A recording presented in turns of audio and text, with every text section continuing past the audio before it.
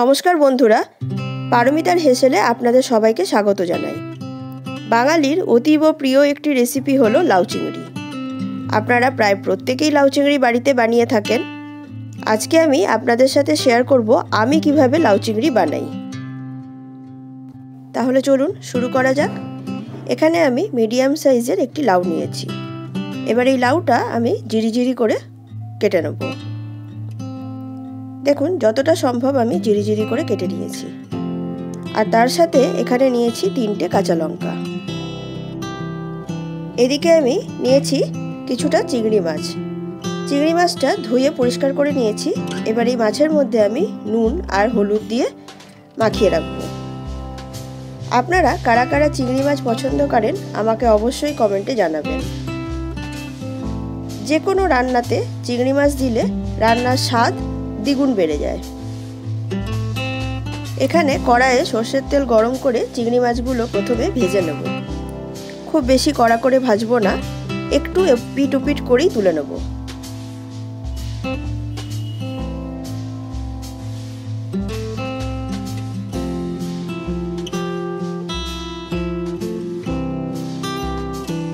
দেখুন চিংড়ি মাছগুলো ভাজা হয়ে গেছে। এবার আমি চিংড়ি মাছগুলো তুলে নিচ্ছি।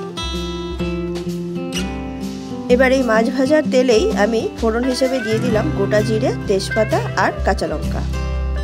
ফোড়নটা কয়েক সেকেন্ড সাঁতলে নেব।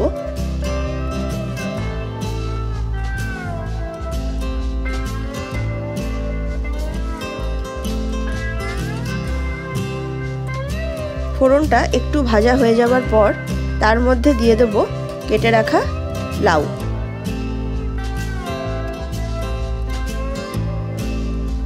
লাউ একটি নরম সবজি। লাউয়ের থেকে প্রচুর পরিমাণে জল বেরোয়। প্রথমে দেখে এক কড়াই মনে হলেও পরে এটা জল বেরিয়ে হাফ হয়ে যাবে।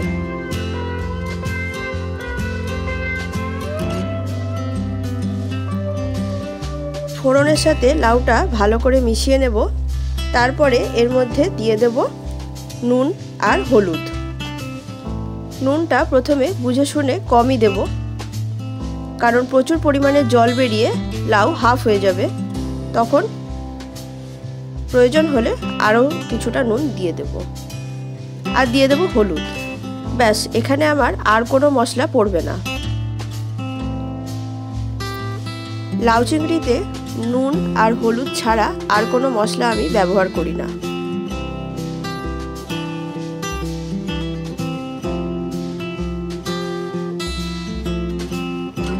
নুন আর হলুদটা ভালো করে লাউয়ের সাথে মিশিয়ে দেওয়ার পরে এবার লাউটা ঢেকে আমি রান্না করে নেব। 5-7 মিনিট পর দেখুন লাউয়ের থেকে প্রচুর পরিমাণে জল বেরিয়েছে। এই জলের মধ্যেই লাউটা সেদ্ধ হবে। বাইরে থেকে কোনো রকম জল দেওয়ার প্রয়োজন নেই। আমার আজকের কোনো রকম মশলা ছাড়া লাউ চিংড়ির রেসিপি যদি আপনাদের ভালো লেগে থাকে আমার এই ভিডিওতে লাইক ও কমেন্ট করবেন আর ভিডিওটা শেয়ার করে দেবেন। আর আমার চ্যানেলটা সাবস্ক্রাইব করে দেবেন। তাহলে আমি আবারও নতুন কোনো ভিডিও নিয়ে আপনাদের কাছে চলে আসব। এদিকে দেখুন লাউটা অনেকটাই সেদ্ধ হয়ে গেছে। এবার আমি ভেজে রাখা চিংড়ি মাছগুলো লাউয়ের মধ্যে দিয়ে দেবো।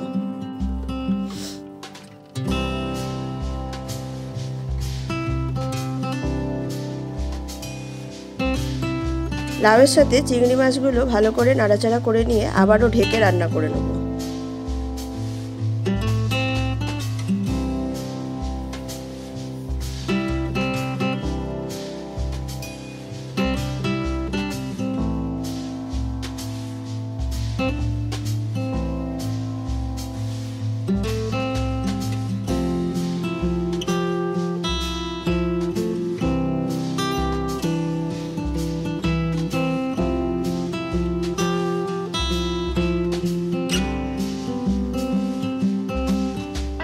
এখানে আমি 1 চামচ চিনি দিয়ে দিলাম।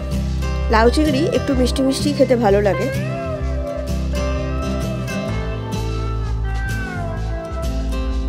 লাউ চিংড়ি একদম রেডি হয়ে গেছে। নামাবার সময় দিয়ে দিলাম ওপর থেকে কিছুটা ধনেপাতা। আমার আজকের সিম্পল অ্যান্ড ইজি লাউ চিংড়ির রেসিপি আপনাদের কেমন লাগলো আপনারা অবশ্যই জানাবেন এবং অবশ্যই বাড়িতে ট্রাই করবেন।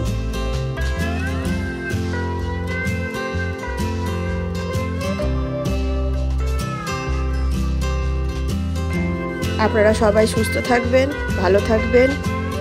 আবারও দেখা হবে নতুন কোনো ভিডিওতে, নতুন কোনো রেসিপি দিয়ে। তাহলে আজকের মতন আসি, টাটা, নমস্কার।